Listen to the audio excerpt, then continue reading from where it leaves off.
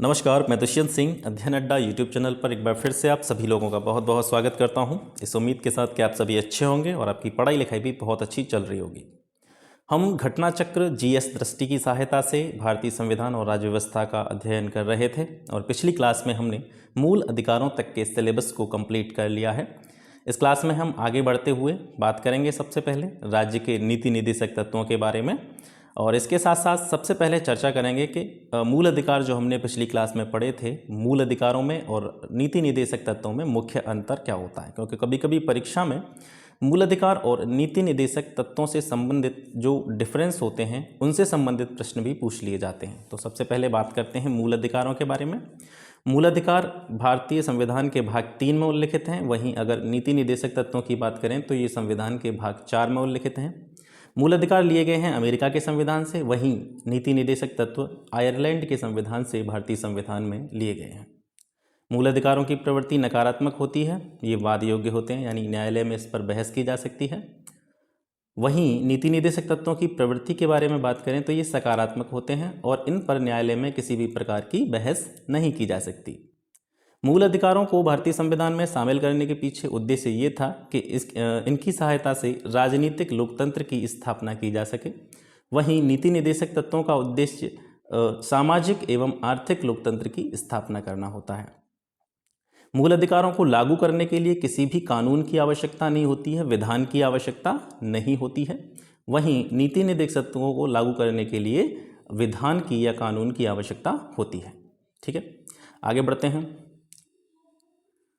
कुछ important points पर नज़र डालते हैं। कल्याणकारी राज्य की संकल्पना का समावेश भारतीय संविधान में किस चीज़ में किया गया है, यानी ऐसा कौन सा पार्ट है संविधान का जिसमें कल्याणकारी राज्य के बारे में कहा गया है, तो वो है प्रस्तावना और नीति निर्देशक तत्व। ये दोनों चीज़ें ऐसी हैं जिनमें कल्याणकारी राज्य की संकल्पना या स्थापना के बारे में बताया गया है। संसद ने समान पारिश्रमिक अधिनियम पारित किया था, कब किया था? 1976 में। इसके साथ साथ पुरुष और स्त्री सभी नागरिकों को समान रूप से आजीविका के साधन प्राप्त करने संबंधी प्रावधान अनुच्छेद 39A में दिया गया है। इसका क्या मतलब है कि पुरुष और स्त्री जितने भी नागरिक हैं, चाहे वो पुरुष हैं चाहे स्त्री हैं, वो अपनी जो भी जीवन यापन के लिए धन कमाना या आजीविका के साधन प्राप्त करना है, उनके संबंध में सभी को समान अधिकार दिए गए हैं और ये प्रावधान भारतीय संविधान के 39A में दिया गया है। समुदाय और भौतिक साधनों का स्वामित्व और नियंत्रण इस प्रकार बटा हो जिससे सामूहिक हित का सर्वोत्तम साधन हो, यह प्रावधान किस अनुच्छेद में किया गया है? ये अनुच्छेद 39B में किया गया है। आर्थिक व्यवस्था इस प्रकार चले जिससे धन और उत्पादन साधनों का सर्वसाधारण के अहितकारी संकेंद्रण न हो, ये प्रावधान भारतीय संविधान के अनुच्छेद 39C में दिया गया है।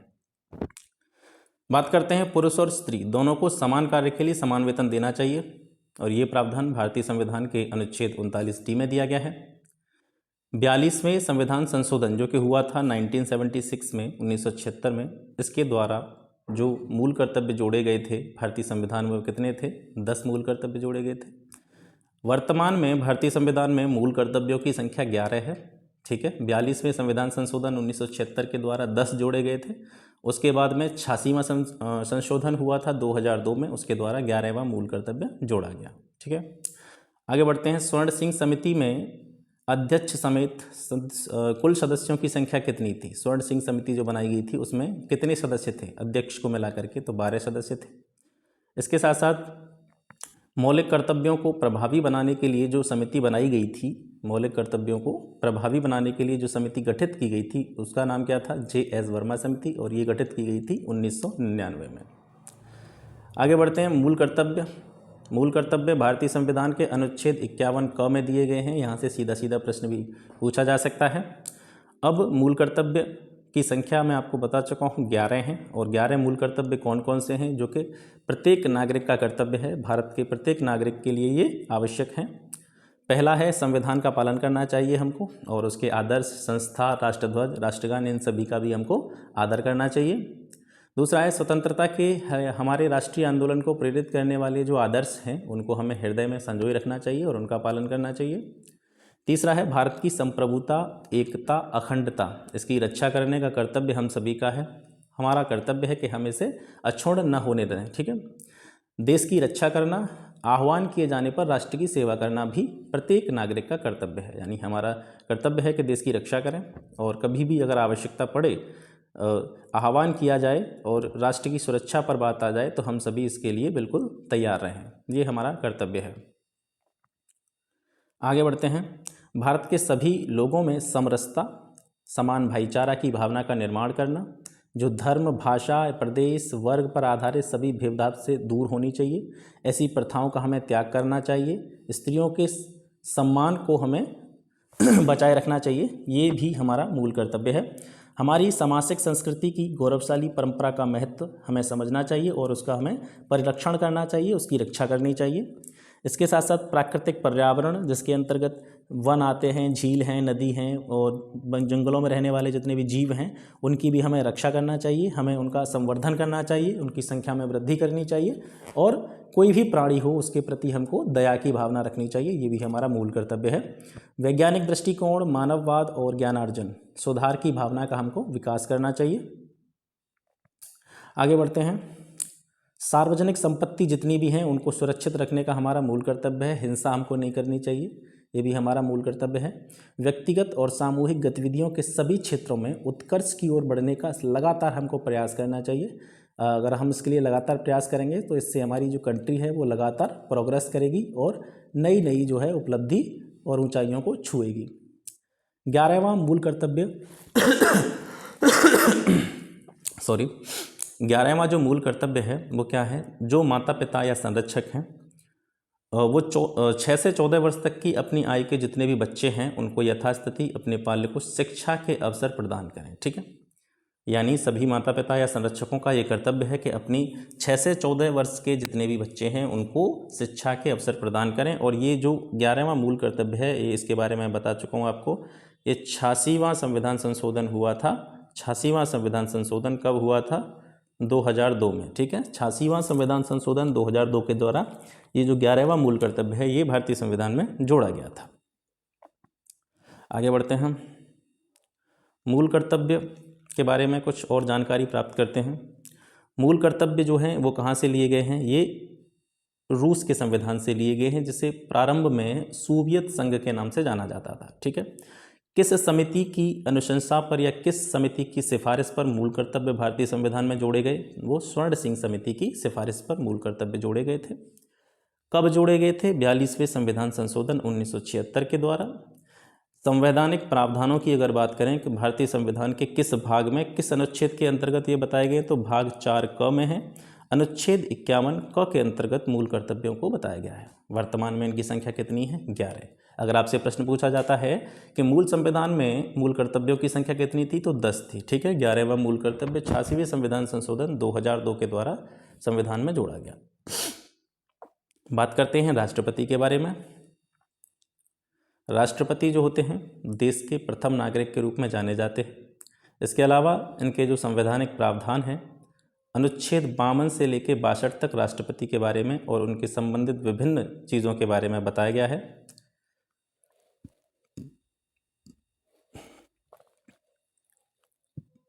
अब 52 से लेकर 62 तक जो अनुच्छेद हैं वो राष्ट्रपति से संबंधित हैं, तो इनको एक एक करके जानते हैं कि किस अनुच्छेद में कौन कौन सी चीज़ें दी गई हैं। अनुच्छेद 52 कहता है कि भारत का एक राष्ट्रपति होगा। ठीक है। तो यहाँ से प्रश्न ऐसे बन सकता है कि राष्ट्रपति के पद के बारे में या राष्ट्रपति की पोस्ट के बारे में किस अनुच्छेद में कहा गया है, तो 52 में। 53 कहता है कि संघ की कार्यपालिका, ठीक है, हमारा जो भारत संघ है उसकी जो कार्यपालिका है उसकी जो पावर है वो किस में निहित है? राष्ट्रपति में निहित है। 54 कहता है कि राष्ट्रपति का जो निर्वाचन होगा, चुनाव होगा, वो एक निर्वाचन मंडल के द्वारा किया जाएगा। 55 कहता है राष्ट्रपति का निर्वाचन किस तरीके से होगा। ठीक है। 55 में क्या बताया गया है? राष्ट्रपति के निर्वाचन का तरीका या रीति। और राष्ट्रपति का निर्वाचन आप जानते हैं, ठीक है, किससे होता है? एकल संक्रमणीय आनुपातिक प्रतिनिधित्व प्रणाली के द्वारा जो है राष्ट्रपति का चुनाव किया जाता है। अनुच्छेद 56 में बताया गया है राष्ट्रपति के पद की अवधि, ठीक है, जो कि होती है, यानी जब राष्ट्रपति अपना पद ग्रहण करता है उस तारीख से लेकर के 5 वर्ष तक जो है राष्ट्रपति का कार्यकाल होता है। अनुच्छेद 57 में बताया गया है कि राष्ट्रपति के पद के लिए किसी व्यक्ति के पुनः निर्वाचन की पात्रता, ठीक है, यानी एक बार राष्ट्रपति कोई व्यक्ति बन गया, उसके बाद में फिर दोबारा से अगर उसी को राष्ट्रपति के रूप में चुना जाता है तो उसकी पात्रता क्या होनी चाहिए, उसकी क्या क्या उसके पैरामीटर होते हैं, उनके बारे में बताया गया है। अनुच्छेद 58 में राष्ट्रपति बनने के लिए जो अर्हताएं जरूरी होती हैं, ठीक है, जो ज़रूरतें होती हैं, उसकी क्या योग्यता होती है, उसके बारे में बताया गया है। अनुच्छेद 59 में राष्ट्रपति के पद पर आने के बाद में उसके लिए क्या क्या शर्त होती हैं वो बताई गई हैं। अनुच्छेद 60 में राष्ट्रपति के द्वारा जो शपथ ली जाती है, ठीक है, शपथ के बारे में अनुच्छेद 60 में बताया गया है। अनुच्छेद 61 में बताया गया है राष्ट्रपति पर अगर किसी भी कारणवश यानी राष्ट्रपति अपने पद की गरिमा को नहीं मानता है या फिर कोई भी ऐसा कार्य करता है जिससे उस पर मुकदमा चलाया जा सके। दरअसल राष्ट्रपति पर मुकदमा चलाया जाना ही महाभियोग होता है, ठीक है। तो राष्ट्रपति पर जो महाभियोग की प्रक्रिया अपनाई जाती है वो अनुच्छेद 61 में उसका जो है प्रोसेस दिया गया है, ठीक है।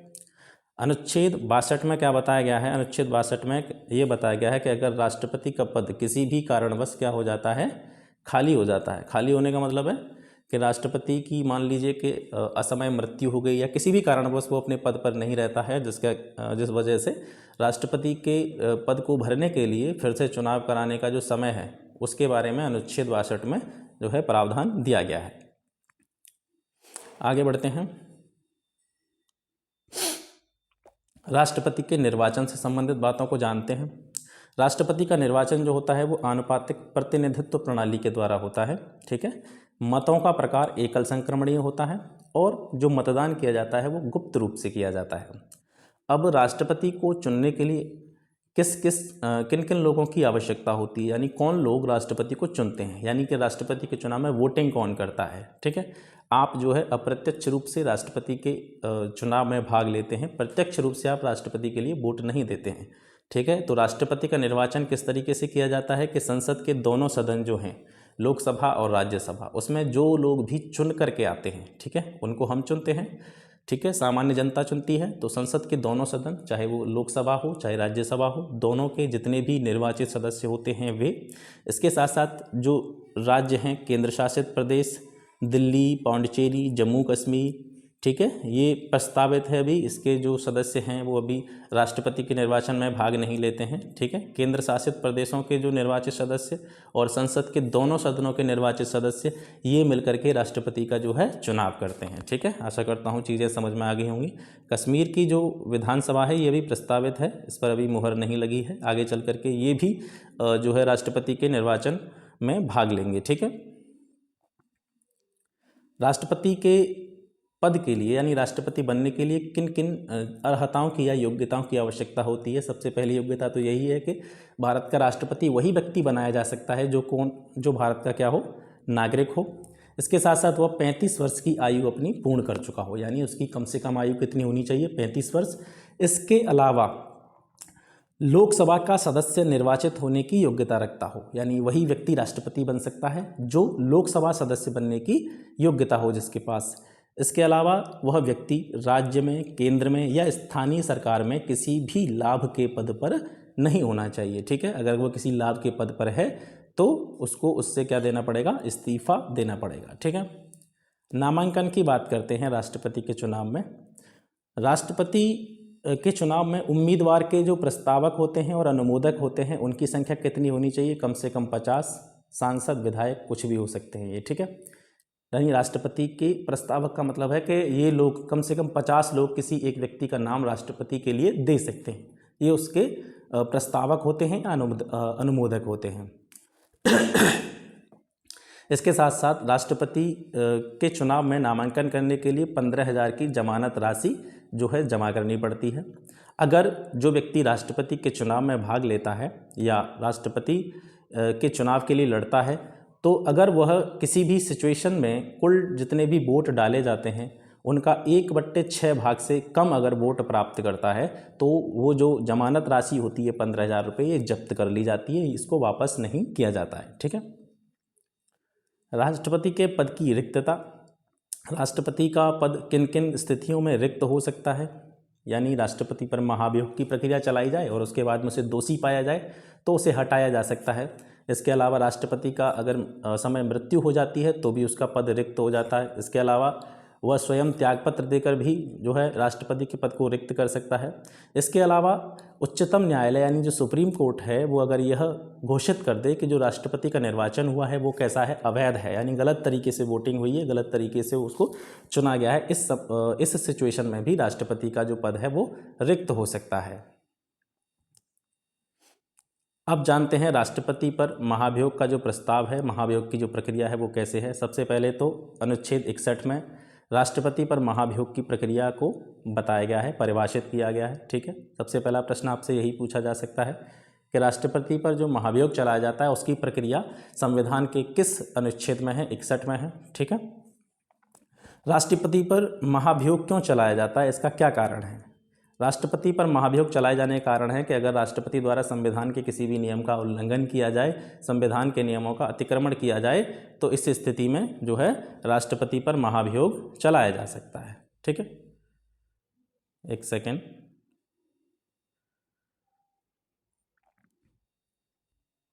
राष्ट्रपति पर महाभियोग चलाने के लिए कम से कम 14 दिन पहले उसको नोटिस देना होता है। ठीक है, 14 दिन पहले उसको क्या देना होता है? नोटिस देना होता है। इसके साथ साथ इस नोटिस पर कितने सदस्यों के हस्ताक्षर होते हैं? जिस सदन में भी महाभियोग का प्रस्ताव लाया जाता है, यानी कि महाभियोग का जो प्रस्ताव है वो किसी भी सदन में लाया जा सकता है। राष्ट्रपति पर महाभियोग की प्रक्रिया जो है या तो लोकसभा में या राज्यसभा में किसी भी सदन में जो है महाभियोग का प्रस्ताव लाया जा सकता है, और जिस सदन में भी ये महाभियोग का प्रस्ताव लाया जाएगा उस सदन के कम से कम 1/4 सदस्य जो हैं, चौथाई सदस्य जो हैं, वो उस नोटिस पर हस्ताक्षर करेंगे। ये अत्यंत आवश्यक होता है। ठीक है, हस्ताक्षर करने के बाद में किसी भी सदन में इसको पेश किया जा सकता है, और उसके बाद में सदन के दोनों सदनों यानी संसद के जो दोनों सदन हैं, राज्यसभा लोकसभा, उनके द्वारा अलग अलग कुल सदस्य संख्या के कम से कम 2/3 बहुमत से इसको पारित किया जाता है। यानी कि संसद के जैसे निम्न सदन हो गया लोकसभा में जितने भी सदस्य होंगे उनके 2/3 सदस्य कम से कम इसको स्वीकार कर लें। ऐसे ही राज्यसभा के कम से कम 2/3 सदस्य इसको स्वीकार कर लें तो राष्ट्रपति पर जो महाभियोग का प्रस्ताव है वो पारित हो जाता है। ठीक, आशा करता हूँ चीज़ें समझ में आ रही होंगी। आगे बढ़ते हैं, राष्ट्रपति की शक्तियों के बारे में बात कर लेते हैं। राष्ट्रपति की शक्तियाँ, सबसे पहले बात करेंगे कार्यकारी शक्तियाँ। ठीक है, संघ की कार्यपालिका की शक्ति राष्ट्रपति में निहित होती है। किस अनुच्छेद में कहा गया है? ये 53 में। भारत सरकार के जितने भी कार्य होंगे, ठीक है, कार्यपालिका के जितने भी कार्य होंगे, हालांकि कर्ता उनको प्रधानमंत्री है, लेकिन किसके नाम से किए जाएंगे? राष्ट्रपति के नाम से किए जाएंगे। ये प्रावधान अनुच्छेद 77 में है। ठीक है, राष्ट्रपति द्वारा की गई समस्त राष्ट्रपति जो है कार्यकारी शक्तियों में बहुत सारे अधिकारी जो होते हैं उनकी नियुक्ति करता है। इसके साथ साथ राष्ट्रपति किसी भी क्षेत्र को, ठीक है, अनुसूचित क्षेत्र घोषित कर सकता है और उनका प्रशासन कर सकता है। ठीक है, विधायी शक्तियों के बारे में बात करें तो विधायी शक्तियों के संबंध में राष्ट्रपति को संसद का सत्र आहूत करना, सत्रावसान करना एवं विघटन करने का अधिकार दिया गया है अनुच्छेद 85 के अंतर्गत। संसद में राष्ट्रपति का एक विशेष अभिभाषण होता है, ये अनुच्छेद 87 में इसके बारे में बताया गया है। इसके अलावा राष्ट्रपति संसद के दोनों सदनों की संयुक्त रूप से बैठक आहूत कर सकता है, अनुच्छेद 108 में इसके बारे में बताया गया है। इसके अलावा जो बिल होते हैं लाए जाते हैं उसके सामने उन पर अनुमति देने का कार्य, अनुच्छेद 111 में। इसके अलावा राष्ट्रपति को अध्यादेश जारी करने की शक्ति भी दी गई है और ये संविधान के अनुच्छेद 123 में दी गई है। ठीक है, ये हैं राष्ट्रपति की विधायी शक्तियाँ। इसके बाद में बात करते हैं राष्ट्रपति की न्यायिक शक्तियों के बारे में। ये जो राष्ट्रपति होते हैं उच्चतम न्यायालय यानी जो सुप्रीम कोर्ट होते हैं और हाई कोर्ट होते हैं, उनके जो जज होते हैं उनकी नियुक्ति करते हैं। राष्ट्रपति के द्वारा ही हाई कोर्ट और सुप्रीम कोर्ट के जजों की नियुक्ति की जाती है। राष्ट्रपति को क्षमादान की शक्ति दी गई है अनुच्छेद 72 के अंतर्गत, यानी किसी भी व्यक्ति को कोई सजा दी गई है किसी अपराध के एवज में तो राष्ट्रपति चाहे तो उसको उसके अपराध से मुक्त कर सकता है, उसको क्षमा कर सकता है। ये शक्ति उसकी अनुच्छेद 72 में दी गई है। इसके अलावा उच्चतम न्यायालय से सलाह लेने की शक्ति राष्ट्रपति को अनुच्छेद 143 देता है। ठीक है, अनुच्छेद 143 में ये बताया गया है कि राष्ट्रपति चाहे तो किसी भी मामले पर उच्चतम न्यायालय से सलाह या मशवरा ले सकता है। आकस्मिक शक्तियाँ यो आपातकालीन शक्तियों के बारे में बात करें तो अनुच्छेद 352, अनुच्छेद 356, अनुच्छेद 360, ये तीनों जो अनुच्छेद हैं इनको आप ध्यान से रख लें। ये इमरजेंसी से संबंधित अनुच्छेद हैं। 352 में राष्ट्रीय आपातकाल, 356 में राज्यों में राष्ट्रपति शासन की घोषणा, यानी कि अगर किसी भी रूप में राष्ट्रपति को ये लगता है कि राज्यों का जो संवैधानिक तंत्र है वो विफल हो रहा है या राज्य ठीक तरह से अपना प्रशासन नहीं चला पा रहे हैं, उपद्रव या अशांति जैसी स्थितियां पनप रही हैं, तो जो राष्ट्रपति होता है राज्यों के शासन को अपने हाथ में ले सकता है और राष्ट्रपति शासन की घोषणा कर सकता है। ये अनुच्छेद 356 में है। इसके साथ साथ जो फाइनेंशियल इमरजेंसी होती है, वित्तीय आपातकाल, वो 360 में दिया गया है। ये तीनों तरह के आपातकालों को लागू करने की या घोषणा करने की शक्ति राष्ट्रपति को दी गई है। आगे बढ़ते हैं। वित्तीय शक्तियाँ। वित्तीय शक्तियों के बारे में अगर बात करें तो जितने भी मनी बिल होते हैं, धन विधेयक होते हैं, वो राष्ट्रपति की पूर्व अनुमति से ही संसद में पेश किए जाते हैं और ये प्रावधान संविधान के अनुच्छेद 110 में दिया गया है। इसके अलावा वार्षिक वित्तीय विवरण, वित्तीय विवरण का मतलब है जो बजट होता है वो बजट पेश किया जाता है, अनुच्छेद 112 में इसका प्रावधान है और राष्ट्रपति के द्वारा ही जो है बजट पेश करवाया जाता है। ठीक है, बजट को हालांकि जो वित्त मंत्री होते हैं वही पेश करते हैं, लेकिन इसमें राष्ट्रपति की परमिशन भी होती है। राष्ट्रपति की अनुमति से ही आकस्मिक निधि से खर्चा किया जा सकता है, यानी जो केंद्र की आकस्मिक निधि होती है, यानी जो पैसा जमा होता है, एक तरह से हम कह सकते हैं कि कंट्री की जो सेविंग होती है उसमें से किसी कार्य के लिए अगर पैसा निकालना है या पैसा खर्च करना है तो वो राष्ट्रपति की अनुमति के बिना नहीं किया जा सकता है। ये प्रावधान भारतीय संविधान के अनुच्छेद 267 में है। इसके अलावा राष्ट्रपति वित्त आयोग का गठन करता है। वित्त आयोग का गठन 280 अनुच्छेद में इसकी जो है प्रावधान दिए गए हैं। अन्य शक्तियों के विषय में बात करें तो अंतर्राष्ट्रीय जितनी भी संधियां होती हैं, अलायंस होते हैं, समझौते होते हैं, वो राष्ट्रपति के नाम से ही किए जाते हैं। इसके अलावा राष्ट्रपति भारत की तीनों सेनाओं का सर्वोच्च सेनापति माना जाता है। अंतर्राष्ट्रीय जितने भी मंच होते हैं, अंतर्राष्ट्रीय इंटरनेशनल जितने अफेयर होते हैं, मामले होते हैं, उनमें भारत का जो प्रतिनिधि होता है, भारत को रिप्रेजेंट करने वाला होता है, वो राष्ट्रपति ही होता है।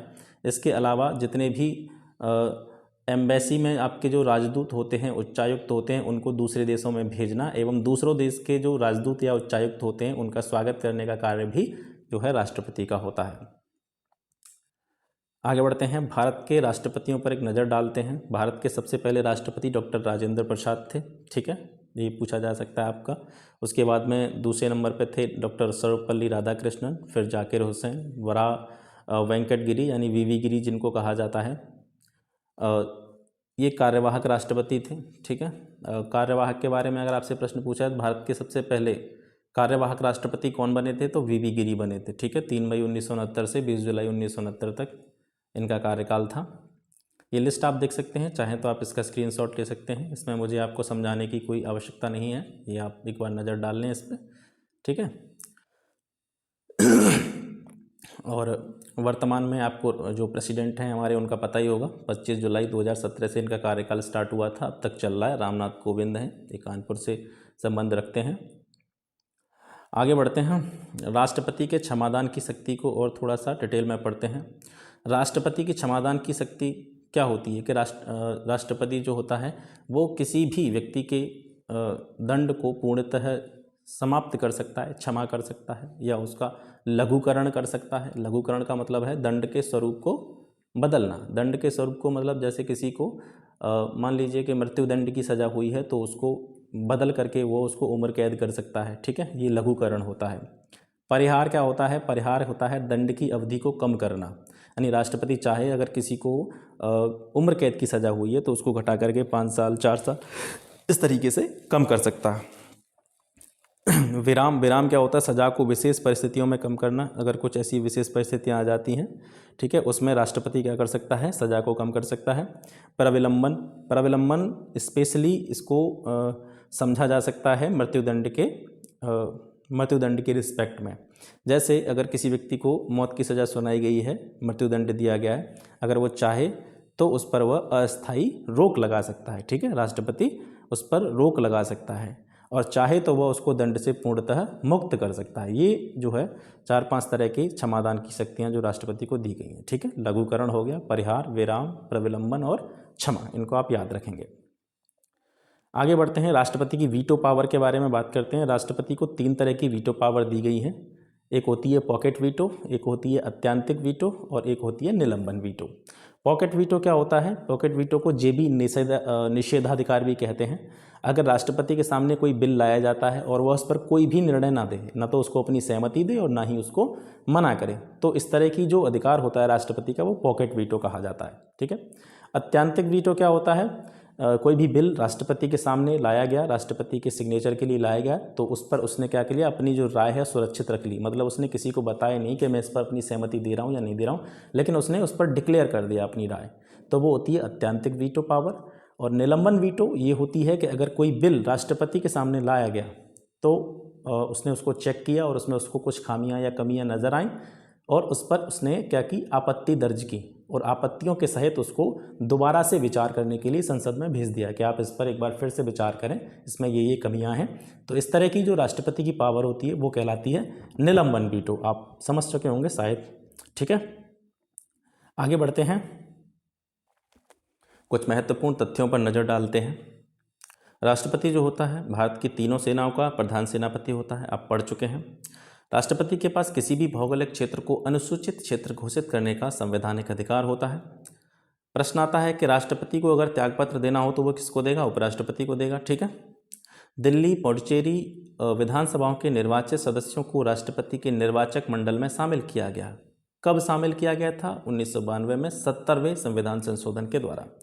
जब हम राष्ट्रपति के निर्वाचन मंडल के बारे में अभी पढ़ रहे थे तो आपको पता होगा राष्ट्रपति के निर्वाचन में संसद के दोनों सदस्य, राज्यसभा लोकसभा के जो जितने भी निर्वाचित सदस्य होते हैं वो इसमें भाग लेते हैं। इसके साथ साथ जो केंद्र शासित प्रदेश हैं उनके, दिल्ली पुडुचेरी, ठीक है, जो केंद्र शासित प्रदेश हैं इनकी विधानसभाओं के निर्वाचित सदस्य भी राष्ट्रपति के निर्वाचन मंडल में भाग लेते हैं। तो पहले क्या होता था कि पहले केवल जो संसद के दोनों सदन होते थे उसके निर्वाचित सदस्य ही राष्ट्रपति के निर्वाचन में भाग लेते थे। दिल्ली और पुडुचेरी को बाद में जोड़ा गया। ये कब जोड़ा गया था? 70वें संविधान संशोधन 1992 के द्वारा। राष्ट्रपति का पद अगर किसी भी सिचुएशन में रिक्त हो जाता है तो उसको कितने टाइम के अंदर भर देना चाहिए? लगभग 6 माह के भीतर उसको जो है पद को भर देना चाहिए। राष्ट्रपति की मृत्यु होने पर या पद त्याग करने पर या पद से हटाए जाने के कारण रिक्त पद जो हो जाएगा राष्ट्रपति का, तो उस समय पर कार्यवाहक राष्ट्रपति के तौर पर कौन कार्य करता है? उस टाइम पर उपराष्ट्रपति कार्य करता है। ठीक है, यानी कि अभी आपने पढ़ा कि जैसे राष्ट्रपति का पद रिक्त हो गया किसी सिचुएशन में तो उसको 6 महीने के अंतर्गत भर देना चाहिए, लेकिन तब तक ये प्रोसेस चलता है, तब तक राष्ट्रपति के पद पर कोई ना कोई तो होना चाहिए। तो इस स्थिति में उपराष्ट्रपति जो होता है वो राष्ट्रपति का कार्य करता है। अगर सिचुएशन ऐसी होती है कि उपराष्ट्रपति भी जो है मौजूद ना हो या उपराष्ट्रपति का भी पद खाली हो, तो इस स्थिति में भारत का जो मुख्य न्यायाधीश होता है, यानी सुप्रीम कोर्ट के जो चीफ जस्टिस होते हैं, सुप्रीम कोर्ट के मुख्य न्यायाधीश होते हैं, वो राष्ट्रपति के रूप में कार्य करते हैं। आगे बढ़ते हैं।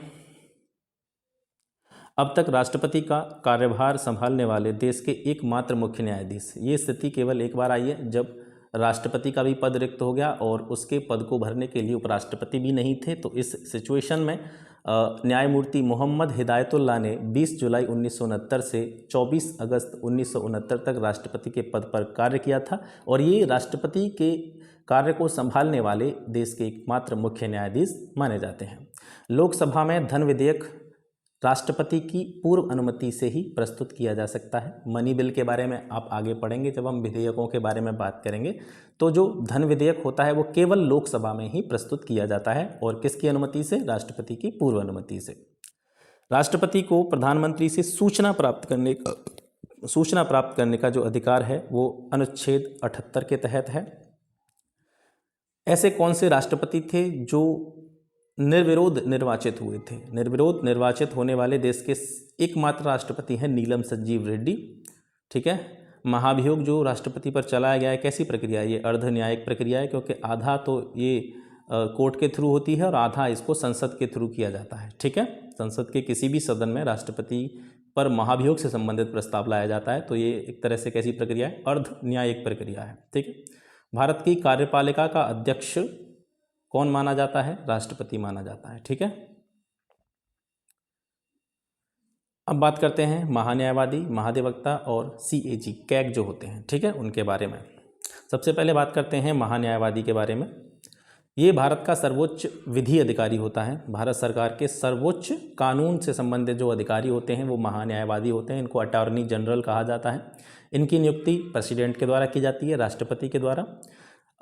कौन व्यक्ति महान्यायवादी के पद पर जा सकता है? जो व्यक्ति सुप्रीम कोर्ट का न्यायाधीश बनने की योग्यता रखता होगा, यानी कि सुप्रीम कोर्ट के न्यायाधीश बनने के लिए जो योग्यता चाहिए वही योग्यता महान्यायवादी के पद के लिए जरूरी होती है। संसद के दोनों सदनों की कार्रवाई में उपस्थित होने का अधिकार इसको है, बोलने का अधिकार इसको है, लेकिन वह किसी भी मामले पर संसद में अपना मत नहीं दे सकते हैं। ठीक है, ये अटॉर्नी जनरल के संबंध में बात हो रही है। अटॉर्नी जनरल संसद के दोनों सदनों की कार्रवाई में उपस्थित हो सकते हैं, उसमें बोल सकते हैं, लेकिन वोट नहीं कर सकते। कार्यकाल राष्ट्रपति के प्रसाद पर्यंत होता है, यानी कि संविधान में महान्यायवादी के कार्यकाल के बारे में कुछ विशेष जानकारी नहीं दी गई है। ये राष्ट्रपति महोदय की कृपा या प्रसाद पर्यंत ही कार्य करते रहते हैं, यानी जब तक राष्ट्रपति चाहेंगे तब तक ये अपने पद पर कार्य करते रहेंगे। पारिश्रमिक की बात करें कि इनको सैलरी वैलरी या फिर इनको कितना जो है पैसा मिलता है, तो इनके पारिश्रमिक के बारे में भी संविधान में कोई भी उपबंध नहीं दिया गया है। ये भी राष्ट्रपति के द्वारा निर्धारित किया जाता है। महान्यायवादी से संबंधित अनुच्छेद है अनुच्छेद 76, यानी अनुच्छेद 76 में महान्यायवादी के पद के बारे में बताया गया है। इसके साथ ही महान्यायवादी जो होता है वो भारत सरकार का प्रथम विधि अधिकारी होता है, यानी भारत सरकार के जो सबसे पहले कानून अधिकारी होते हैं या सलाहकार होते हैं वो कौन देते हैं? महान्यायवादी होते हैं। महान्यायवादी अपना पद धारण करता है, अभी बताया था, राष्ट्रपति के प्रसाद पर्यंत। संविधान में इनके कार्यकाल के बारे में कुछ विशेष उपबंध नहीं दिए गए हैं। संसद की ये प्रश्न आता है, देखिए कि संसद के किसी भी सदन का सदस्य न होते हुए भी, क्योंकि महान्यायवादी जो होता है संसद के किसी भी सदन का सदस्य नहीं होता है, उसका निर्वाचन नहीं होता है, लेकिन इसके बावजूद भी वह सदन की कार्रवाई में भाग ले सकता है, लेकिन वोट नहीं दे सकता। ठीक है, महान्यायवादी होता है। प्रश्न इस तरीके से पूछा जा सकता है, ऐसा कौन सा अधिकारी है जो संसद के किसी भी सदन का सदस्य न होते हुए भी संसद की कार्रवाई में भाग ले सकता है लेकिन वोटिंग नहीं कर सकता? तो वो कौन होता है? महान्यायवादी। जो स्थिति केंद्र सरकार में महान्यायवादी की होती है वही स्थिति सेम राज्य सरकार में महाधिवक्ता की होती है। ठीक है, महान्यायवादी को क्या कहते हैं? अटॉर्नी जनरल कहते हैं, और महाधिवक्ता को एडवोकेट जनरल कहते हैं। जिस तरीके से महान्यायवादी केंद्र सरकार के लिए कानूनी सलाहकार के रूप में कार्य करते हैं, ठीक उसी तरह एडवोकेट जनरल राज्य सरकार के लिए कानूनी सलाहकार के रूप में कार्य करते हैं। भारतीय संविधान का ऐसा कौन सा अनुच्छेद है जिसके अंतर्गत नियंत्रक एवं महालेखा परीक्षक की नियुक्ति की जाती है? जो कैग होते हैं, ठीक है, उनकी नियुक्ति अनुच्छेद 148 के अंतर्गत की जाती है। आगे बढ़ते हैं। भारत के नियंत्रक एवं महालेखा परीक्षक यानी जो कैग होते हैं उनको किस तरीके से उनके पद से हटाया जा सकता है? तो जिस रीति के आधार पर या जिस प्रोसेस से हाई कोर्ट के न्यायाधीश को हटाया जाता है, सेम उसी प्रोसेस से भारत के नियंत्रक एवं महालेखा परीक्षक को उसके पद से हटाया जाता है। इसमें संसद के दोनों सदनों का विशेष बहुमत आवश्यक होता है। भारत के नियंत्रक एवं महालेखा परीक्षक के लेखा परीक्षा प्रतिवेदन रिपोर्ट की जांच कौन सी समिति करती है? तो वो होती है लोक लेखा समिति। ठीक है, केंद्र सरकार के लेखांकन के कार्य से इस कैग को अलग किया गया था 1976 में, यानी पहले ये केंद्र सरकार के लिए भी अकाउंटेंसी का कार्य करते थे, लेखांकन का कार्य करते थे, और इस कार्य से उनको 1976 में अलग कर दिया गया। आगे बढ़ते हैं। अब आपको जो सूची दिखाई दे रही है ये है वित्त आयोग की सूची। इसमें वित्त आयोग की नियुक्ति का वर्ष और उस वर्ष में यानी जो वित्त आयोग था उसके अध्यक्ष कौन थे एवं उसका कार्यकाल कब से कब तक रहा था उसके बारे में ये पूरी सूची दी गई है। चाहे तो आप इसका एक स्क्रीनशॉट ले सकते हैं। सामान्यतः यहाँ से प्रश्न ये पूछा जाता है कि पहले वित्त आयोग के अध्यक्ष कौन थे, या पहला वित्त आयोग कब नियुक्त किया गया था, या अध्यक्ष जो थे वो कब नियुक्त किए गए थे, पांचवें वित्त आयोग के अध्यक्ष कौन थे। इस तरीके से यहाँ से प्रश्न पूछते हैं। तो ज़्यादा से ज़्यादा आपको परीक्षा के पॉइंट ऑफ व्यू से आपको पहला दूसरा ऊपर से देख लें आप, और जो वर्तमान में जो वित्त आयोग चल रहा है उसके अध्यक्ष के बारे में भी देख लें, ये आवश्यक होते हैं। बाकी बीच में से इसमें से बहुत ही रेयर कंडीशन में क्वेश्चन पूछा जाता है, नहीं तो नहीं पूछा जाता। तो पहला वित्त आयोग जो था वो नियुक्त किया गया था कब? 1951 में, और इसका कार्यकाल रहा था 1952-57 के बीच में। थोड़ी गले में समस्या है, इस वजह से आपको थोड़ी सी दिक्कत हो रही होगी, तो उसको नेगलेक्ट करें, केवल आप कंटेंट पर फोकस करें। तबीयत थोड़ी सी ख़राब है, इस वजह से थोड़ी समस्या आपको आ रही होगी। तो पहले वित्त आयोग के अध्यक्ष थे के.सी. नियोगी, और पहले वित्त आयोग का कार्यकाल 1952 से 57 के बीच में माना जाता है। इसी तरीके से दूसरा जो था 1956 में के संथानम इसके अध्यक्ष थे। तीसरा था 1960 में, इसके जो अध्यक्ष थे वो ए.के. चंदा थे। ठीक है, आप इसका स्क्रीनशॉट ले लें, इसको केवल आपको याद रखना है। वर्तमान में अगर बात करें तो वर्तमान में 15वां वित्त आयोग गतिमान है। 2017 में ये नियुक्त हुआ था, इसके अध्यक्ष एन.के. सिंह थे। ठीक है, 2021 से लेकर के 2026 तक भी ये जो है चलेगा। ठीक है, वहीं 14वां वित्त आयोग के अध्यक्ष वाई.वी. रेड्डी थे। ये जानकारी आप यहाँ से देख सकते हैं। आपने महान्यायवादी के बारे में पढ़ा, अब थोड़ा सा जान लेते हैं महाधिवक्ता या एडवोकेट जनरल के बारे में। महाधिवक्ता या एडवोकेट जनरल की बात करें तो मैंने आपको बताया था, जिस तरीके से केंद्र सरकार में केंद्र सरकार के लिए जो विधिक सलाहकार होते हैं, कानूनी सलाहकार होते हैं, वो कौन होते हैं? महान्यायवादी होते हैं। उसी तरीके से राज्य में राज्य के लिए प्रथम विधि सलाहकार की भूमिका कौन निभाता है? महाधिवक्ता निभाता है। ठीक है, इनकी नियुक्ति संबंधित राज्य के राज्यपाल के द्वारा की जाती है। जिस राज्य के जो एडवोकेट जनरल होंगे उसी राज्य के राज्यपाल के द्वारा इनकी नियुक्ति की जाएगी। वहीं महान्यायवादी के संबंध में यह नियुक्ति राष्ट्रपति के द्वारा की जाती है। योग्यता के बारे में बात करें तो महाधिवक्ता के लिए उच्च न्यायालय का न्यायाधीश होने की जो योग्यताएं होती हैं वही महाधिवक्ता के लिए योग्यताएं मानी जाती हैं। पारिश्रमिक के बारे में बात करें तो राज्यपाल द्वारा निर्धारित किया जाता है। जिस तरीके से महान्यायवादी का जो पारिश्रमिक है वो राष्ट्रपति के द्वारा निर्धारित किया जाता है, ठीक उसी तरीके से इनका राज्यपाल के द्वारा निर्धारित किया जाता है। अगर आप केवल महान्यायवादी को समझ लेंगे तो उसके आधार पर आप महाधिवक्ता को आसानी से समझ सकते हैं। कार्यकाल की बात करें तो जिस तरीके से महान्यायवादी राष्ट्रपति के प्रसाद पर्यंत कार्य करते हैं, उसी तरीके से जो महाधिवक्ता होते हैं वो राज्यपाल के प्रसाद पर्यंत कार्य करते हैं। इनसे संबंधित अनुच्छेद कौन सा है? इनसे संबंधित अनुच्छेद है 165। 165 में महाधिवक्ता के बारे में बताया गया है। अब बात करते हैं कैग के बारे में। कैग के विषय में बात करें तो इनके संवैधानिक प्रावधान अनुच्छेद 148 से लेकर के अनुच्छेद 151 में बताए गए हैं। ठीक है, 48 से लेकर के 51 तक नियंत्रक एवं महालेखा परीक्षक के बारे में बताया गया है। इनकी नियुक्ति राष्ट्रपति के द्वारा होती है, और इनका जो सैलरी इनको मिलती है, वेतन, वो सुप्रीम कोर्ट के जो जज को सैलरी मिलती है उन्हीं के बराबर इनको पारिश्रमिक दिया जाता है, वेतन दिया जाता है। कार्यकाल की बात करें तो इनका कार्यकाल होता है कैग का 6 वर्ष या 65 वर्ष की आयु। ठीक है, जो भी पहले हो जाता है वही माना जाता है। कार्य के बारे में बात करें तो ये केंद्र सरकार के लिए केवल लेखा परीक्षण का कार्य करते हैं, वहीं राज्य सरकार के लिए लेखा एवं लेखा परीक्षण यानी अकाउंटेंसी और अकाउंटेंसी को जो है जांच करना, ठीक है, परीक्षण करना, दोनों तरह के कार्य करते हैं।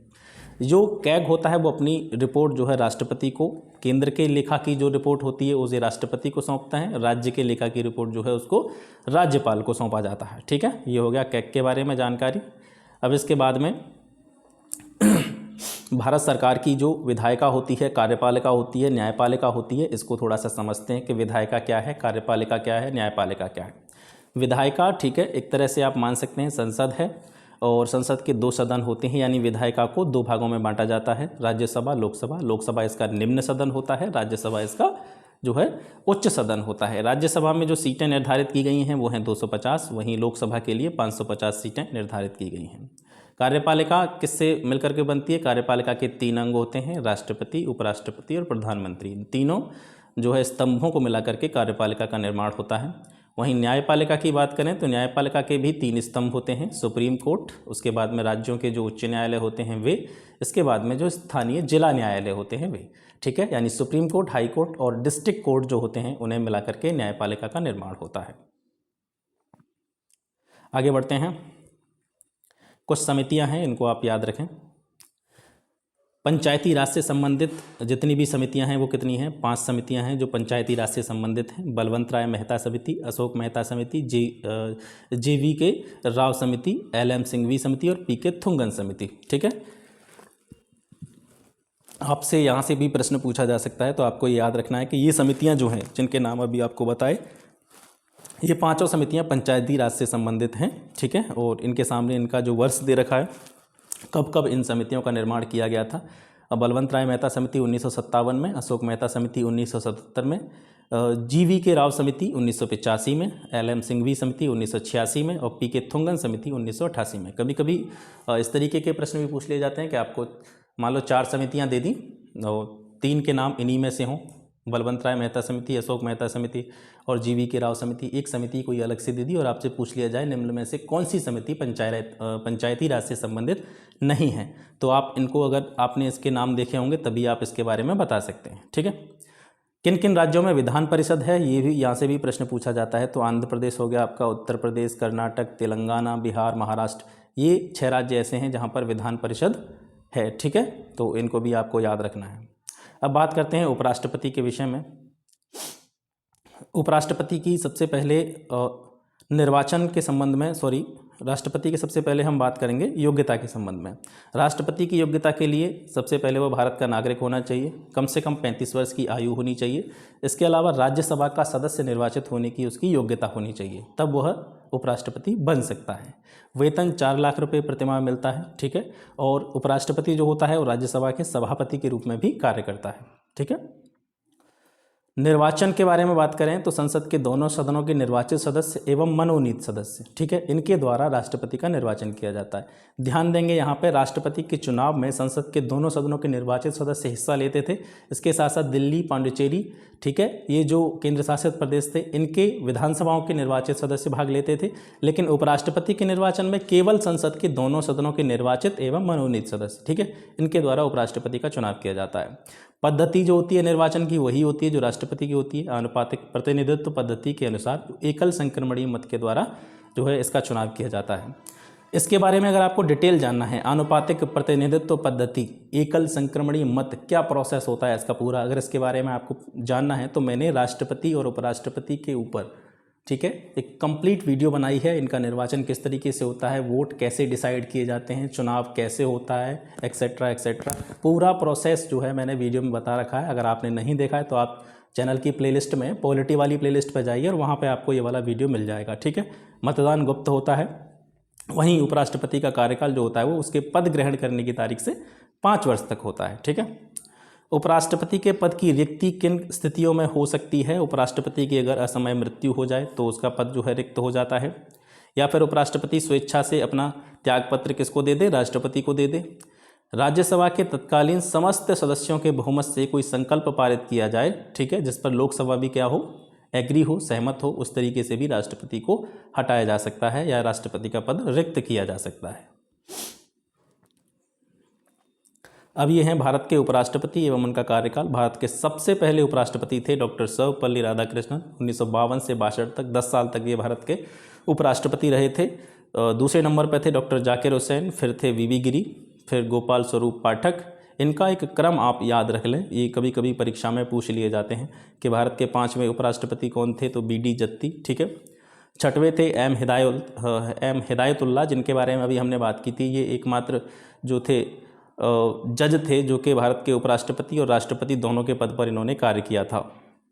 7वें थे R वेंकटरमण, 8वें थे डॉक्टर शंकर दयाल शर्मा।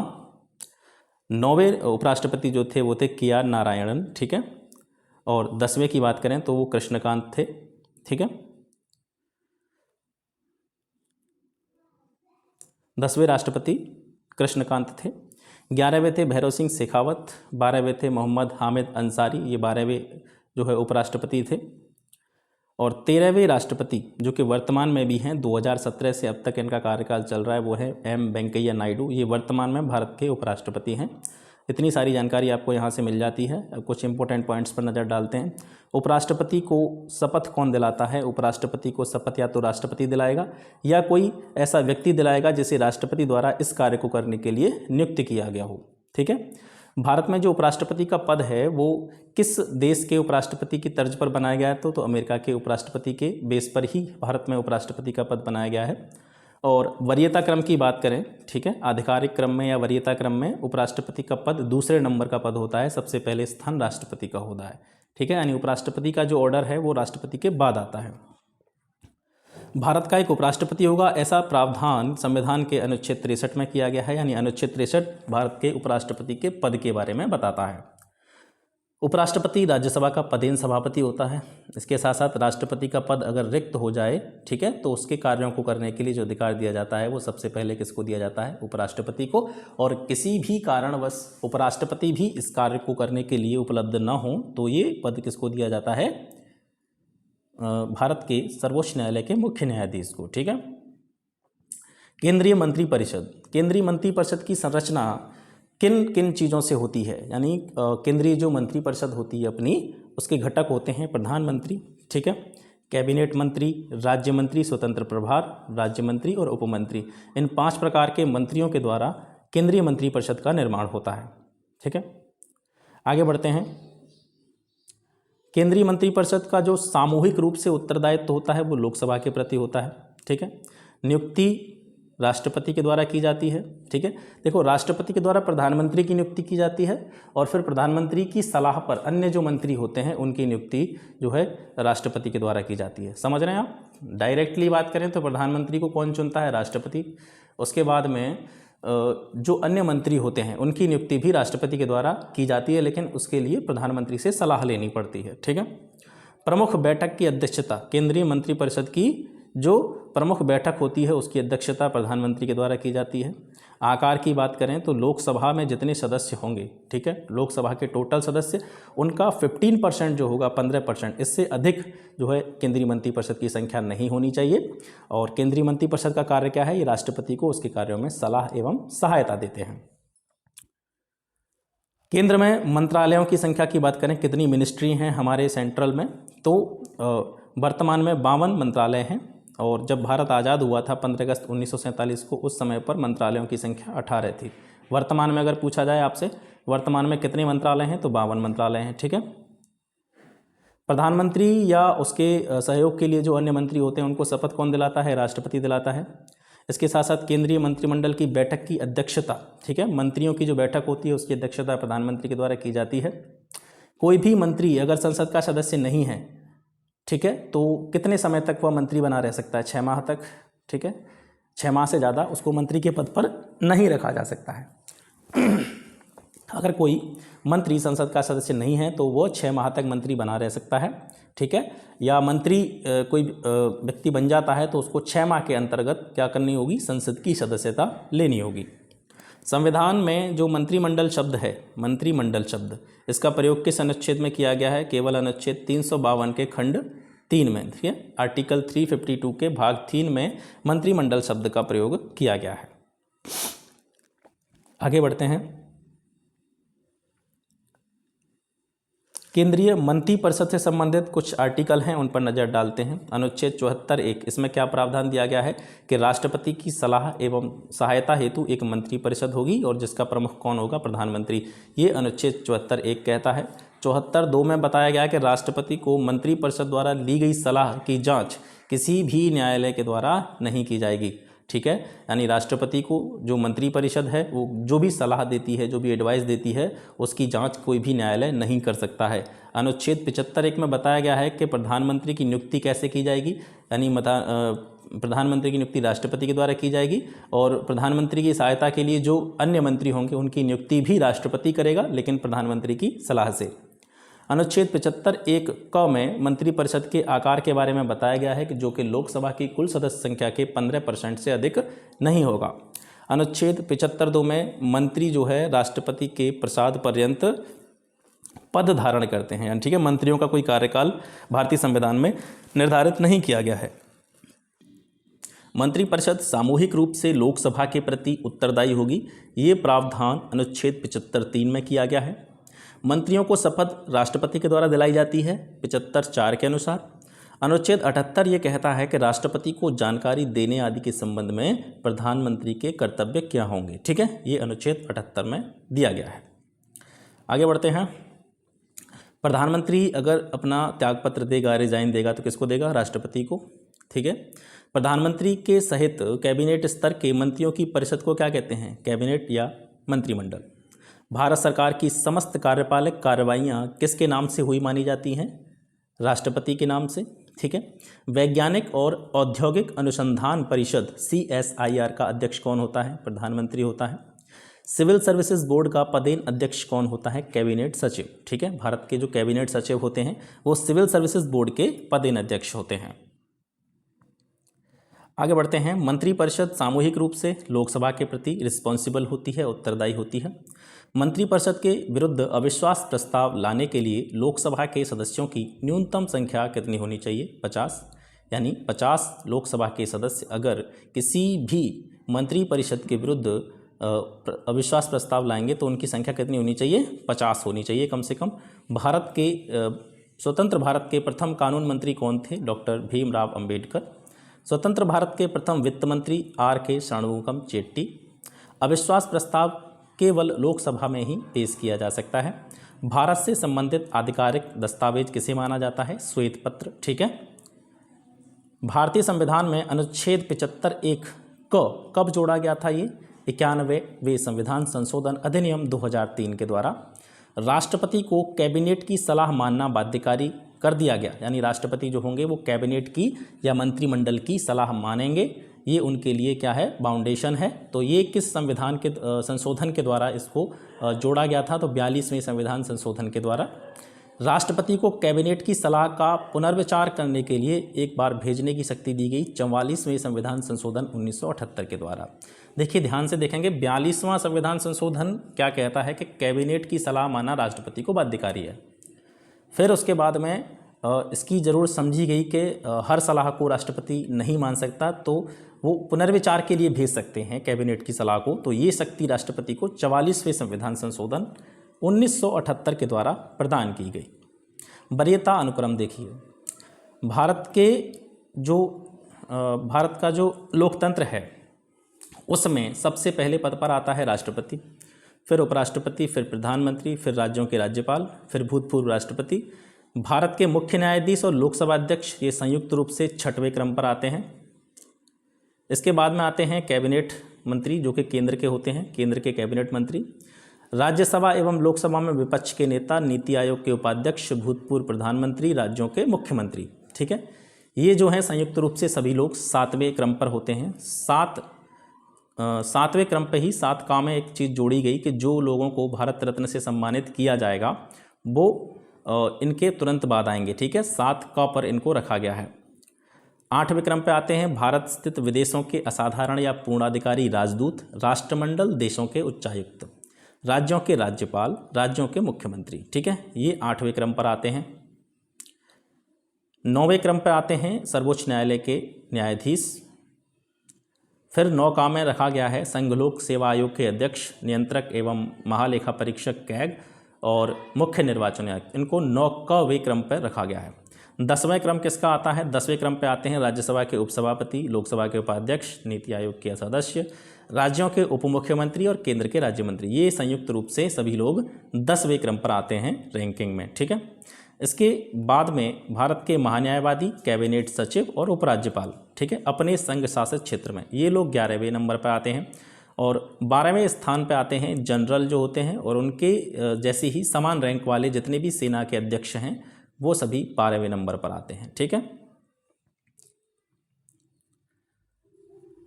वरीयता अनुक्रम जो है केंद्र एवं राज्य सरकारों के विभिन्न पदाधिकारियों के पदक्रम से संबंधित है। मतलब इस वरीयता क्रम का मतलब ये है कि जो लोकतंत्र है उसमें सबसे पहला स्थान, ठीक है, सबसे ज़्यादा पावर किसको है, तो इस तरीके से वरीयता अनुक्रम बनाया गया है। इसका प्रयोग जनरली राजनीतिक समारोहों के अवसर पर किया जाता है।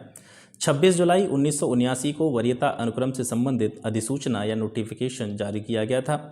भारत का कैबिनेट सचिव भारत सरकार का सर्वोच्च शासकीय अधिकारी होता है, ठीक है। यानी भारत सरकार का सर्वोच्च शासकीय अधिकारी कौन है? भारत सरकार का कैबिनेट सचिव। इसको आप याद रखेंगे। संसद के बारे में बात करते हैं।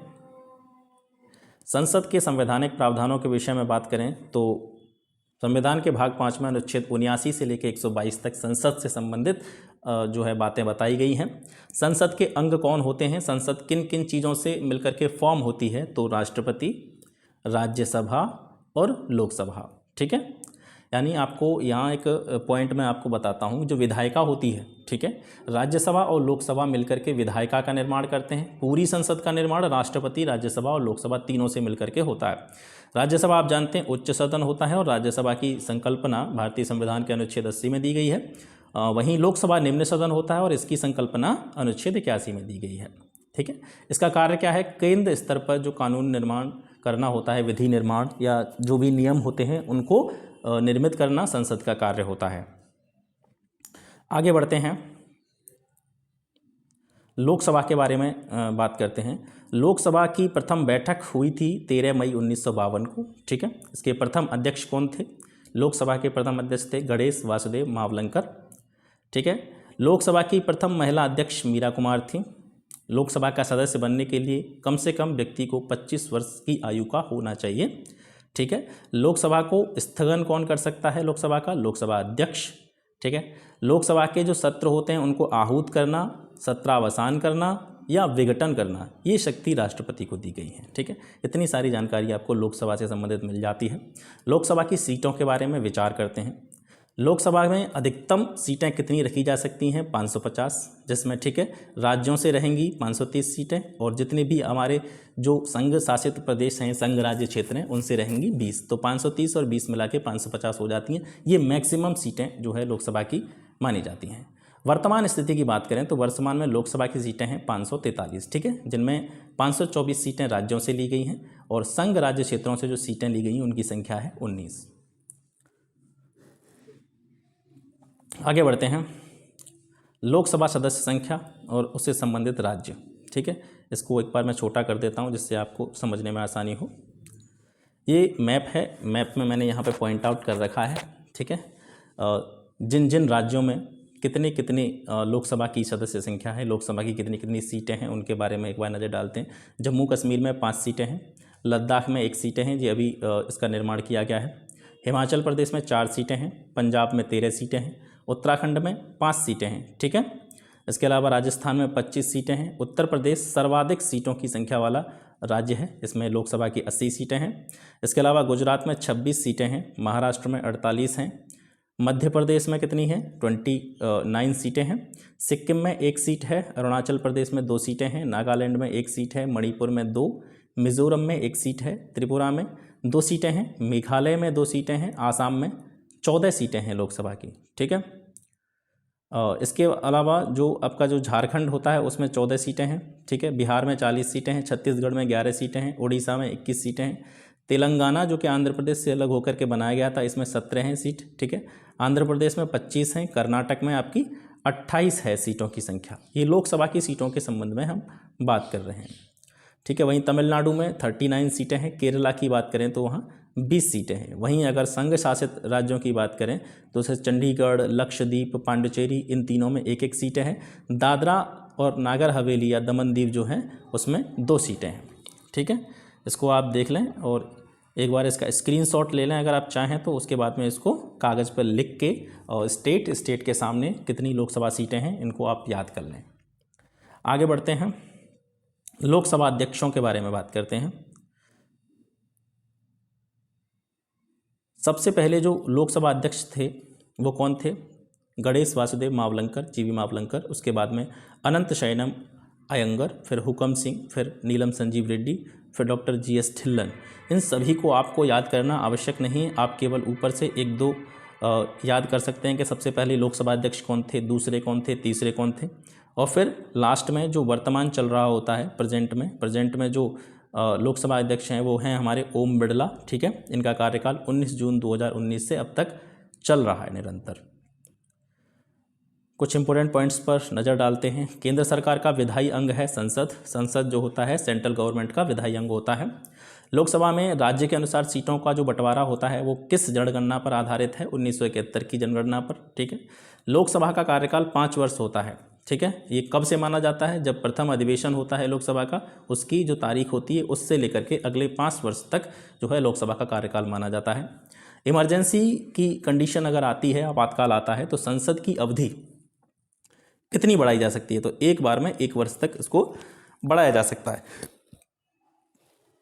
लोकसभा के एक सत्र की अंतिम बैठक और आगामी सत्र की प्रथम बैठक के बीच में अंतर 6 माह से ज़्यादा का नहीं होना चाहिए। यानी लोकसभा का सत्र जो है समाप्त हो रहा है, उसकी अंतिम बैठक चल रही है, उसके बाद में फिर नए चुनाव होंगे, नई लोकसभा का जो है चुनकर आएगी, तो उन दोनों की जो बैठक होगी, यानी कि वर्तमान लोकसभा की अंतिम बैठक और नई लोकसभा जो आएगी उसकी प्रथम बैठक, इन दोनों के बीच में 6 महीने से ज़्यादा का समय नहीं होना चाहिए। आगे बढ़ते हैं। लोकसभा या राज्यसभा का जो कोरम होता है, गणपूर्ति, कोरम को क्या बोलते हैं? गणपूर्ति। ये कितना होता है? ये कुल सदस्य संख्या का 1/10 भाग होता है। ठीक है। लोकसभा अध्यक्ष अपने निर्णायक मत का प्रयोग करते हैं केवल टाई की स्थिति में। यानी लोकसभा अध्यक्ष अपना वोट नहीं दे सकते। कब तक नहीं दे सकते? जब तक के अगर जितने भी लोकसभा के सदस्य हैं उनसे ही अगर किसी भी फैसले का निर्णय हो जाता है तो लोकसभा अध्यक्ष अपना वोटिंग नहीं करेगा। लेकिन कोई भी ऐसा मामला आता है जिसमें बिल्कुल मामला बराबरी पर टंग जाता है, ठीक है, यानी दोनों तरफ से बिल्कुल किसी भी मुद्दे को या किसी भी मामले पर उसके पक्ष में और विपक्ष में बिल्कुल बराबर वोटिंग हो जाती है, तो इस स्थिति में लोकसभा अध्यक्ष अपना वोट देता है, मत देता है और उस मामले को क्लियर करता है। आम चुनाव के बाद में नवनिर्वाचित सदस्यों को शपथ कौन दिलाता है? Pro tem speaker. ठीक है। प्रोटेम स्पीकर क्या होता है? अगर आपने इसको नहीं जाना है तो आप ऐसा कीजिए, आप प्लेलिस्ट में जाइए, मैंने डिटेल में पॉलिटी की वीडियोस बना रखी हैं, उसमें मैंने काफ़ी विस्तार से इन सब चीज़ों के बारे में बताया। तो आप चैनल की प्लेलिस्ट में जाके पॉलिटी वाली प्लेलिस्ट में जाइए और वहाँ पे आपको ये सारी वीडियोस मिल जाएंगी। प्रोटेम स्पीकर की नियुक्ति कौन करता है? लोकसभा के संदर्भ में राष्ट्रपति करता है और विधानसभा में प्रोटेम स्पीकर जो होता है उसकी नियुक्ति कौन करता है? राज्यपाल करता है। आगे बढ़ते हैं। लोकसभा अध्यक्ष अपना रिजाइन किसको सौंपेगा? लोकसभा के उपाध्यक्ष को। लोकसभा अध्यक्ष को कैसे हटाया जा सकता है? किस प्रक्रिया से हटाया जा सकता है? तो लोकसभा के सभी सदस्य बहुमत से अगर कोई संकल्प पारित कर देंगे तो लोकसभा के अध्यक्ष को हटा सकते हैं। वर्तमान में लोकसभा के अध्यक्ष कौन है? ओम बिरला हैं। लोकसभा को कार्यकाल पूरा होने से पहले भंग किया जा सकता है। किसके द्वारा किया जा सकता है? राष्ट्रपति के द्वारा, लेकिन इसके लिए राष्ट्रपति को मंत्रिपरिषद की सलाह लेना अत्यंत आवश्यक होता है। वर्तमान में लोकसभा निर्वाचन क्षेत्र के लिए कितना चुनाव व्यय या कितनी अधिकतम सीमा जो है खर्च की कर दी गई है? तो बड़े राज्यों के लिए 77 लाख रुपए और छोटे राज्यों के लिए 59.4 लाख रुपए। हालांकि ये चीज़ें सिर्फ कागज़ों में हैं, वो तो आप जानते हैं, हम जानते हैं सच्चाई क्या है। अरबों रुपया, करोड़ों रुपया इन चुनावों के लिए खर्च किया जाता है। ठीक है, ये सारी चीज़ें केवल लिखी हुई हैं। प्रथम लोकसभा अध्यक्ष या स्पीकर जिनके विरुद्ध लोकसभा में अविश्वास प्रस्ताव लाया गया था तो वो थे जीवी मावलंकर। ठीक है, गणेश वासुदेव मावलंकर। ये पहले लोकसभा अध्यक्ष थे जिनके विरुद्ध लोकसभा में अविश्वास प्रस्ताव लाया गया था। लोकसभा सचिवालय प्रत्यक्ष रूप से कार्य करता है किसके अंतर्गत? लोकसभा अध्यक्ष के अंतर्गत। ठीक है, लोकसभा का जो सचिवालय होता है वो लोकसभा अध्यक्ष के अंडर कार्य करता है। अब राज्यसभा के बारे में बात करते हैं। ठीक है, राज्यसभा की बात करें तो राज्यसभा का सदस्य बनने के लिए आयु चाहिए कम से कम 30 वर्ष। ठीक है, राज्यसभा के सदस्य जो होते हैं, जितने भी सदस्य, उनका कार्यकाल 6 वर्ष होता है। कुल सदस्य संख्या कितनी है राज्यसभा की? 250 है। निर्वाचन कैसे होता है राज्यसभा के सदस्यों का? प्रतिनिधित्व पद्धति एकल संक्रमणीय मत के द्वारा। ठीक है, अप्रत्यक्ष विधि से। राज्यसभा की जो प्रकृति है वो स्थन कैसा है? स्थायी सदन है, यानी इसको राज्यसभा को भंग नहीं किया जा सकता, जबकि लोकसभा अस्थायी सदन है, इसे भंग किया जा सकता है। राज्यसभा का पदेन सभापति कौन होता है? उपराष्ट्रपति होता है, आप जानते हैं। जो कुल सीट संख्या है राज्यसभा की 250, ठीक है, 250 कुल सीट संख्या है। इसमें जो राज्य और केंद्र शासित प्रदेश होते हैं उनका हिस्सा 238 होता है। वहीं 12 सदस्य जो होते हैं वो राष्ट्रपति के द्वारा मनोनीत किए जाते हैं। और मनोनीत राष्ट्रपति किन लोगों को करता है? जो कि साहित्य के क्षेत्र से, विज्ञान के क्षेत्र से, कला के क्षेत्र से, समाज सेवा के क्षेत्र में अपना अच्छा प्रदर्शन करते हैं, या इनके जो सम्मानित व्यक्ति होते हैं उनको राष्ट्रपति 12 सदस्यों को राज्यसभा में क्या करता है? मनोनीत करता है। आगे बढ़ते हैं। जिस तरीके से लोकसभा की सदस्य संख्या के बारे में मैंने आपको बताया था, इसी तरीके से आप इसको अपने आप देख लें। ये राज्यसभा का सदस्य संख्या से संबंधित मैप है। ठीक है, स्टेट्स को मैंने पॉइंट आउट पिछले मैप में कर दिया था, वहाँ से आप देख के या स्क्रीनशॉट लेके इसमें अपने आप भरने की कोशिश करें, जिससे आपको याद होगा। यहाँ पर जितने भी कॉलम बने हुए हैं उसमें ये जानने की कोशिश करें कि कौन सी जगह पर कौन सा स्टेट है। इससे आपको मैप से संबंधित जानकारी भी मिलेगी और इसके साथ साथ चीज़ें आपको याद भी होंगी। ठीक है, ये जो संख्या दी गई है ये राज्यसभा की सदस्य संख्या है। ठीक है, अब बात करते हैं लोकसभा, राज्यसभा एवं विधेयक के बारे में। विधेयक यानी जो बिल होते हैं, बिल कितने प्रकार के होते हैं? बिल मुख्य रूप से 4 प्रकार के होते हैं। साधारण विधेयक, ऑर्डिनरी बिल, ठीक है, वित्तीय विधेयक या फाइनेंशियल बिल, ठीक है। वित्तीय विधेयकों को दो भागों में और बांटा जाता है, वित्तीय विधेयक फर्स्ट और वित्तीय विधेयक सेकंड। तीसरा होता है विशेष विधेयक, स्पेशल बिल जो होते हैं, ठीक है। स्पेशल बिल में कौन आते हैं?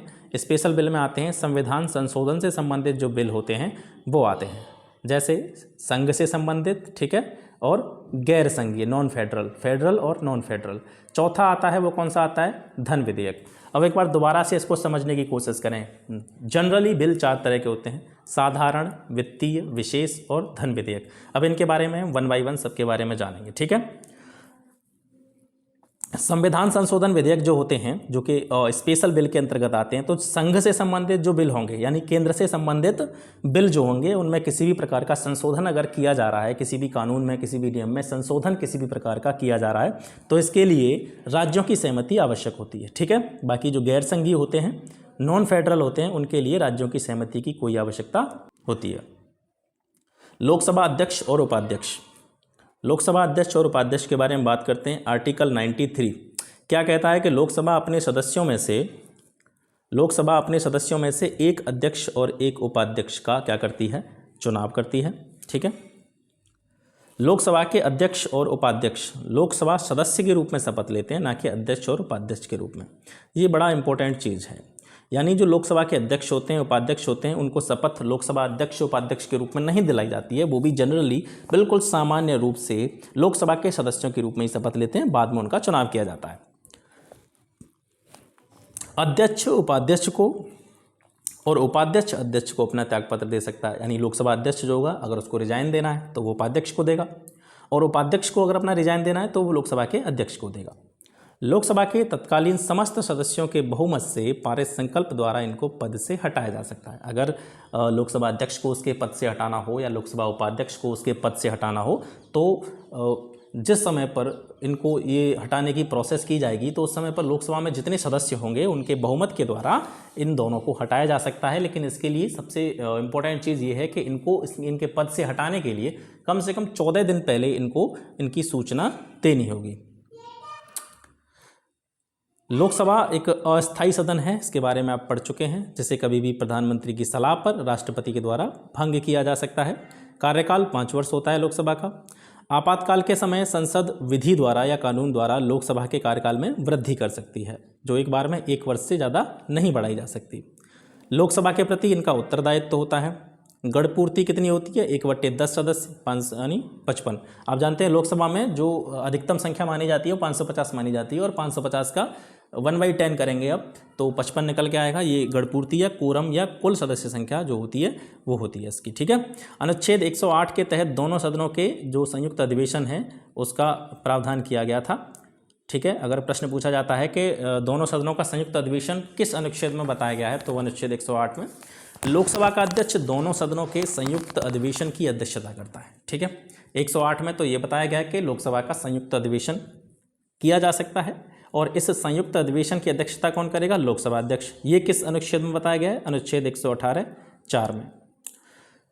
जो मनी बिल होता है, धन विधेयक होता है, कोई भी विधेयक धन विधेयक है या नहीं, मनी बिल है या नहीं, इसका डिसीजन कौन लेता है? लोकसभा अध्यक्ष।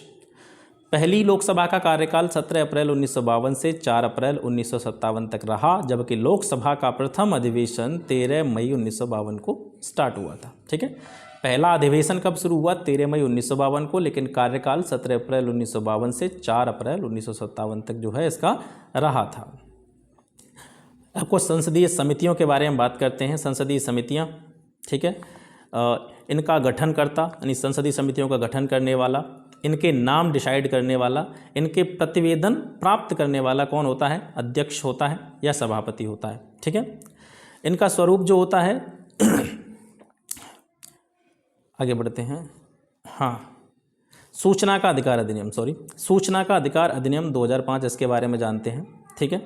11 मई 2005 को लोकसभा के द्वारा ये पारित किया गया था, और राज्यसभा के द्वारा 12 मई 2005 को पारित किया गया, ठीक है। ये आप याद रखेंगे, 11 मई को लोकसभा के द्वारा पारित हुआ, 12 मई को राज्यसभा के द्वारा पारित हुआ 2005 में। और लागू कब से किया गया इसको, सूचना के अधिकार को? तो लागू किया गया था इसको 12 अक्टूबर 2005 से। 12 अक्टूबर 2005 से आज तक सूचना का अधिकार अधिनियम लागू है, ठीक है। इससे संबंधित वाद कौन सा है? ठीक है, नमित शर्मा बनाम भारत संघ, नमेश शर्मा बनाम भारत संघ, ये सूचना का अधिकार अधिनियम यानी आरटीआई एक्ट 2005 से संबंधित वाद है। इसका स्वरूप कैसा है? ये विधिक अधिकार रखते हैं। ठीक है। संसदीय समितियों के प्रकार देखते हैं। स्थायी समितियां, इनकी प्रकृति कैसी होती है? स्थायी होती है।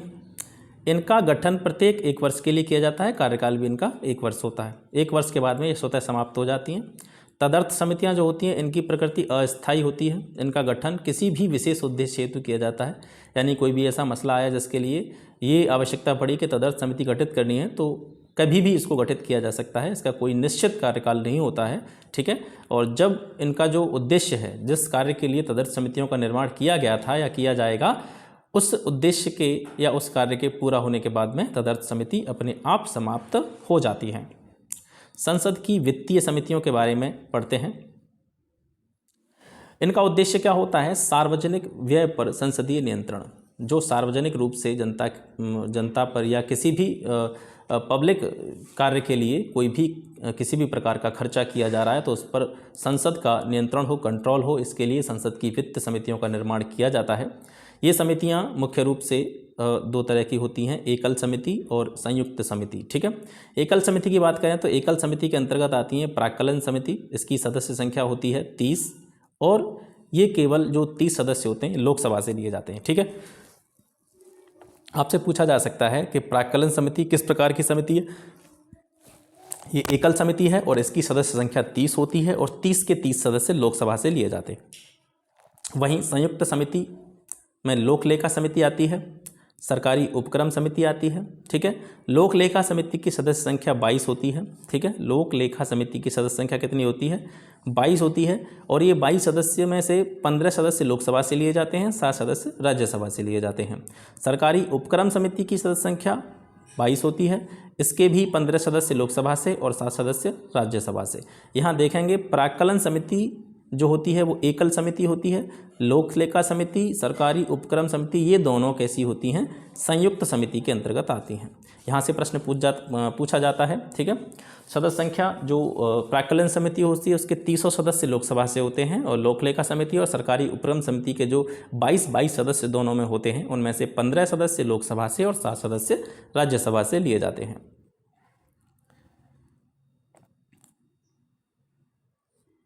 स्थायी संसदीय समितियों के प्रकार। संसद की जो स्थायी समितियां होती हैं वो कौन कौन सी समितियां हो सकती हैं? वित्तीय समितियां, विभागीय स्थायी समितियां, जांच समितियां, परीक्षण एवं नियंत्रण के लिए गठित समितियां, सदन समिति या सेवा समिति, और सदन के जो रोज के कार्य होते हैं, दैनिक कार्य, उनसे संबंधित जो समितियां होती हैं, ये सभी समितियां कैसी होती हैं? स्थायी प्रकार की होती हैं। ठीक है। संयुक्त बैठक के बारे में बात करते हैं। संयुक्त बैठक राष्ट्रपति के द्वारा आहूत की जाती है। इसकी अध्यक्षता लोकसभा अध्यक्ष के द्वारा की जाती है। ठीक है। ध्यान देंगे, जो सदन की संयुक्त बैठक होती है वो राष्ट्रपति उसको बुलाता है, लेकिन अध्यक्षता कौन करता है? लोकसभा अध्यक्ष करता है। अब तक कितनी बार सदन की संयुक्त बैठक बुलाई जा चुकी है? 3 बार।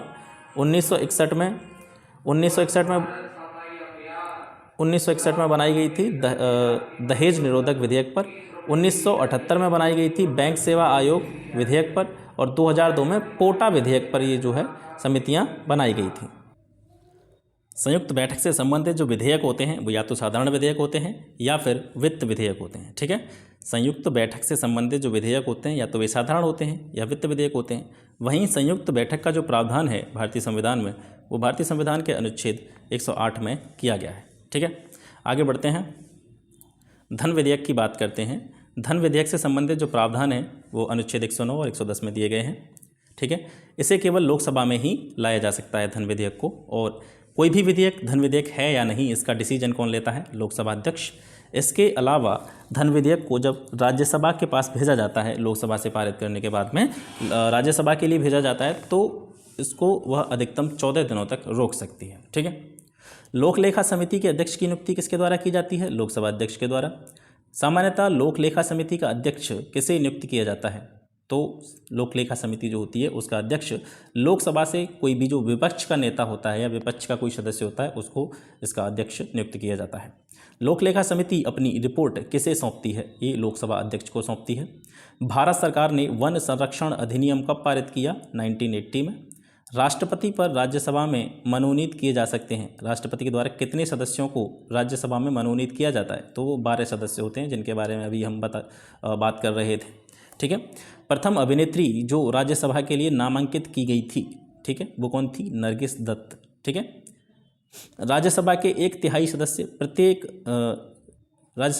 सदस्य सेवानिवृत्त हो जाते हैं प्रत्येक 2 वर्ष की समाप्ति पर। हर 2 साल में राज्यसभा के 1/3 सदस्य जो है अपने कार्य से मुक्त हो जाते हैं, सेवानिवृत्त हो जाते हैं। ठीक है। तो ये हो गया आज का सेशन। आशा करता हूँ आपको पसंद आया होगा। इसका एक वीडियो और आएगा और उसके साथ ही आपका जो पूरा पॉलिटी एंड कॉन्स्टिट्यूशन वाली जो सब्जेक्ट है, पूरा सिलेबस है, वो कवर हो जाएगा। और वीडियो को पूरा देखें।